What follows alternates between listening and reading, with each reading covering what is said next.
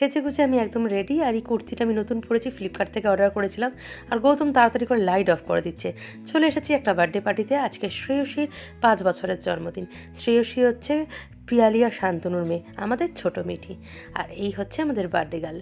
Birthday গার্লকে কী মিষ্টি লাগছে না? বার্থডে গার্ল যেমন মিষ্টি, কেকটাও সেরকম সুন্দর। Theme cake, mini dolphin. তো আমাদের ছোট শ্রেয়সীকে অনেক অনেক শুভেচ্ছা ও অভিনন্দন। তোমরা সবাই ওকে অনেক অনেক আশীর্বাদ করো, যাতে জীবন পথে অনেক বড় মানুষ হয় এবং পড়াশোনা অনেক অনেক উন্নতি করতে পারে। মা মেয়ে একসাথে কেক কাটছে। স্পেশাল ডেটা শুধু মিঠির কিন্তু নয়, শান্তনু আর পিয়ালিরও, কারণ এই দিনকে ওরা দুজনে তো বাবা মা হয়েছিল।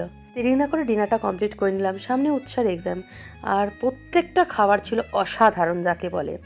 তো একটাই দুঃখ থেকে গেল, বাড়ির কাছে বার্থডে পার্টি, এদিকে ঠিকমতো এনজয় করতে পারলাম না। কারণ আমি যতক্ষণ পার্টি এনজয় করবো, উৎসাহ ততক্ষণই ওইখানে পড়ে থাকবে। তাই একটু স্যাক্রিফাইস করতে হলো, চলে আসলাম। আর সবার শেষে আইসক্রিম। ঠান্ডা লেগেছে, তাও আইসক্রিম ছাড়তে পারবো না।